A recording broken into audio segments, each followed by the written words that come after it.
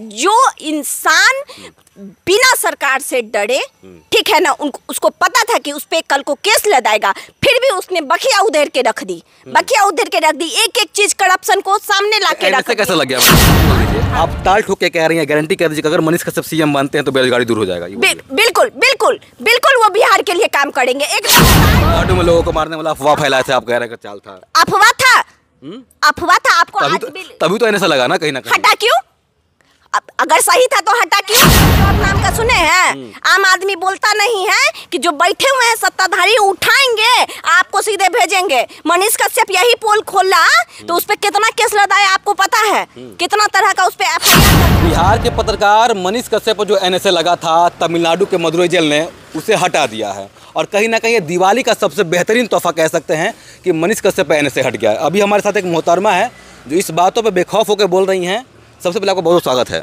धन्यवाद। आपके दर्शकों को दीपावली और छठ पूजा की हार्दिक शुभकामनाएं। क्या शुभ नाम हुआ आपका? मेरा नाम रजनी श्रीवास्तव हुआ। अच्छा ये बताइए, दिवाली का बेहतरीन तोहफा कह सकते हैं, मनीष कश्यप पे एनएसए हट गया है, कैसा आपको लग रहा है बताइए? बहुत अच्छा लग रहा है, मतलब सुकून लग रहा है कि अब कोई पावर निकलेगा और सत्ता में बैठे लोगों की पोल खोलेगा और ललकारेगा और पसीना छोड़वाएगा। किसकी पोल खोलेगा? जो सत्ता में बैठे हुए सत्ताधारी। आरजेडी सत्ता में कौन बैठे हुए? नए नए पत्रकार बने हैं आप। कौन बैठे हैं? सत्ता में बिहार में कौन बैठे हुए? अब आपको ये नहीं पता? पत्रकारिता पहले छोड़िए, पहले पत्रकारिता छोड़िए। अच्छा। सरकार किसकी है?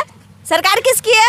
आरजेडी की। आरजेडी की है। हाँ तो हमेशा सवाल किससे होता है? सही क्यों भाई, क्या दिक्कत है उनसे? सत्ता में क्या दिक्कत है? सत्ता में जो लोग बैठे हैं। अच्छा आप पत्रकार साहब, आपको बिहार में कोई दिक्कत नहीं है? नहीं, ऐसा दिक्कत बहुत सारा है, सही बात है ना। यहाँ रोजगार है? नहीं है। एक आदमी को सत्ताधारी से बुलवाइए और ये बात करे कि 15+20 के शासन काल में 1,20,000 नियुक्ति पत्र बांटा गया, आपको पता है? अरे 1 लाख नियुक्ति पत्र बांटा गया है ना। आपकी आबादी कितनी है?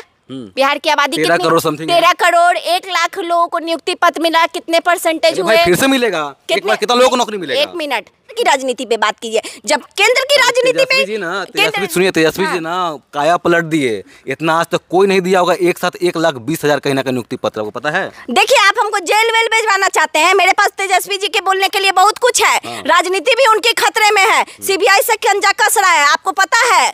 लैंड फॉर जॉब नाम का सुने हैं? आम आदमी बोलता नहीं है कि जो बैठे हुए हैं सत्ताधारी उठाएंगे, आपको सीधे भेजेंगे। मनीष कश्यप यही पोल खोला तो उस पे कितना केस लगाया आपको पता है? कितना तरह का उस पे एफआईआर दर्ज हुआ। तो आप क्या चाहते हैं?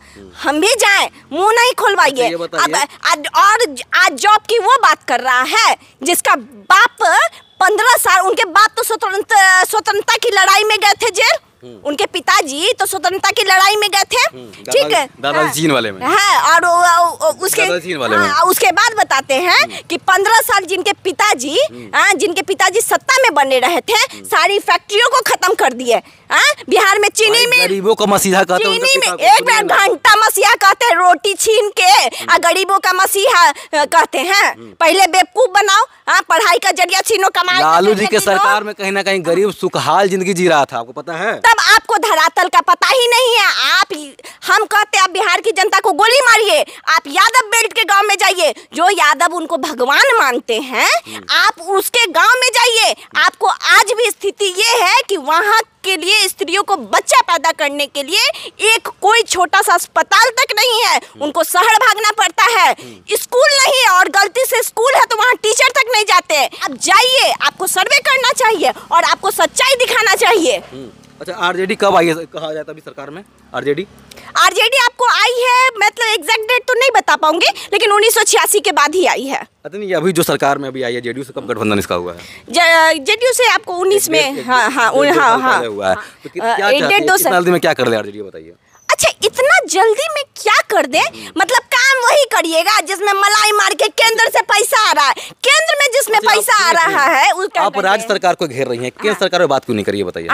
देखिए जब आप केंद्र की बात कीजिएगा तो फिर वहाँ भी है, लेकिन केंद्र और राज्य दोनों का काम अलग होता है। जब हम बिहार के लेवल पे बात करेंगे तो हम विपक्ष से सवाल नहीं पूछेंगे, आपको भी जानते हैं सवाल हमेशा सत्ताधारी में होता है। अभी आप सत्ता में बैठे हुए हैं, ठीक है, मान लिया कि राजद से अभी 1.5 साल पहले गठबंधन हुआ है, लेकिन चाचा जी कितने साल से हैं? चाचा जी को बोलिए ना। हाँ, दोनों को बोल रहे हैं, सरकार में जो रहेंगे, जो समर्थन कर रहे हैं, दोनों को बोलेंगे, दोनों को बोलेंगे। उनके हर बात पे राबड़ी देवी से लेके उनका भतीजा तक आ जाता है। आप टॉपिक भटक गए हैं, सुनिए, आप टॉपिक भटक गए हैं। सुनिए, मनीष कश्यप का टॉपिक था, आप टॉपिक कहीं ना कहीं बहुत लंबा चौड़ा ले जा रही है।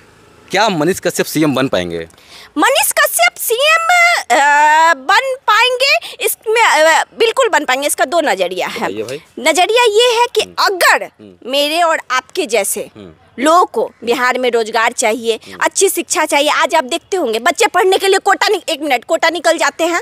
हमारे और आपका रेवेन्यू कोटा खा रहा है, राजस्थान खा रहा है। अगर सच में परिवर्तन चाहिए, जातिवाद से ऊपर उठ के बात करनी है, तो मनीष कश्यप हो सकता है कल को अपनी पार्टी बनाए। गारंटी है इसका? क्या गारंटी है कि मनीष कश्यप अगर सीएम बनते हैं तो जो आप बोल रही हैं कहीं ना कहीं वो सही हो जाए? देखिए, एक बात बताते हैं, गारंटी तो किसी बात की कुछ भी नहीं है। इतना ताल ठोक के कैसे बोल रही है कि भैया ऐसा हो जाएगा? भी राजनीति में आए थे ना, तो उनको लोग यही सोच के किया था, और जिनको हाथ जोड़ के नमस्कार किया था कि अब उनका शासनकाल बिहार को नहीं चाहिए, उन्हीं से दो बार हाथ मिला लिया। एक चीज बोल दीजिए, आप ताल ठोक के कह रही हैं, गारंटी कह दीजिए अगर मनीष कश्यप सीएम बनते हैं तो बेरोजगारी दूर हो जाएगा? बिल्कुल बिल्कुल बिल्कुल, वो बिहार के लिए काम करेंगे, एकदम ताल ठोक के। क्यों बोल रही हैं? गारंटी क्या गारंटी है? क्या किस मुद्दा को लेकर बोल रही है? क्या कुछ आपके पास साक्ष्य है? बताइए कि अगर बन जाते हैं तो कहीं ना कहीं बिहार का काया पलट जाएगा, ये बताइए। देखिए, जो अभी तक सत्ता में आया नहीं उसका साक्ष्य क्या देंगे, ठीक है? और जब कुछ बैकग्राउंड होगा ना जी, जब तक कुछ बैकग्राउंड होगा ना। एक आम आदमी, अरे मोदी जी बने, मोदी जी प्रधानमंत्री बने, तो बैकग्राउंड उनका था कि हाँ भाई चलो गुजरात के मुख्यमंत्री थे तो प्रधानमंत्री बन गए। मतलब मनीष कश्यप क्या, ये बताइए। मनीष कश्यप सही बात है, अभी भी किसी पार्टी में नहीं, एक बार निर्दलीय से साथ चुनाव लड़े थे, बिहार गए थे। हाँ, वो बिहार गए थे। उन्होंने एक स्टार्ट किया। बहुत नेता पहले हारते हैं तभी तो जीतते हैं, है? जीतने से कश्यप पे नेता वाला छवि है, आपको लग रहा है? बिल्कुल है, बिल्कुल है। जो इंसान बिना सरकार से डरे, ठीक है ना, उसको पता था कि उस पे कल को केस लगाएगा, फिर भी उसने बखिया उधेर के रख दी, एक चीज करप्शन को सामने ला के रख दी। कैसा लग गया मैडम? एनएसए कैसा लग गया? एनएसए एक चाल था कि बहुत बकबक कर रहा है। तमिलनाडु में लोगों को मारने वाला अफवाह फैलाया था, आप कह रहे हैं कि चाल था? अफवाह था, अफवाह था। आपको तभी तो एनएसए लगा ना कहीं ना कहीं। हटा क्यों? अगर सही था तो हटा क्यों? अरे सरकार, सुनिए ना, आपको अपने सरकार ने राहत दे दिया भाई। अरे भाई साहब, आपको इसका मतलब अपने कानून व्यवस्था पे भरोसा नहीं है, राहत दे दिया। अच्छा ये बताइए, जब एनएसए हटाना ही था तो फिर एनएसए लगाया क्यों, ये बताइए। ये चाल थी, प्रेशर था। किसका चाल था? किसका चाल था? कहीं ना कहीं सत्ता में रहे जिनको खतरा था, जिसकी बकिया उधेर रहा था। अच्छा, इनडायरेक्टली किसको बोल रही हैं आप? तेजस्वी जी को? बिल्कुल, सरकार में जो लोग हैं उनको बोल रहे हैं। कहीं ना कहीं आपको लग रहा है कि जब मतलब मनीष कश्यप जब तेजस्वी जी को बोले थे कि 180 दिन के अंदर आपको सरकार गिरा देंगे, उसका बदला लिए थे क्या तेजस्वी यादव जी? अरे आज आम आदमी, आज राजनीति ऐसी हो गई है। एक वक्त था जब लोग संसद भवन में बैठ के, विधानसभा में बैठ के सरकार से सवाल पूछते थे, लेकिन आज ऐसा है कि अगर आज आप कुछ कहिए और अगर आपको वीडियो मिलियन लोग देख लिया और उनकी नज़र लग गई तो बोलेंगे अरे ये कौन है, बहुत काबिल बन रही है, चाहे बन रहा है, चलो इसको उठाओ। अभी ये चल रहा है नहीं? बिल्कुल।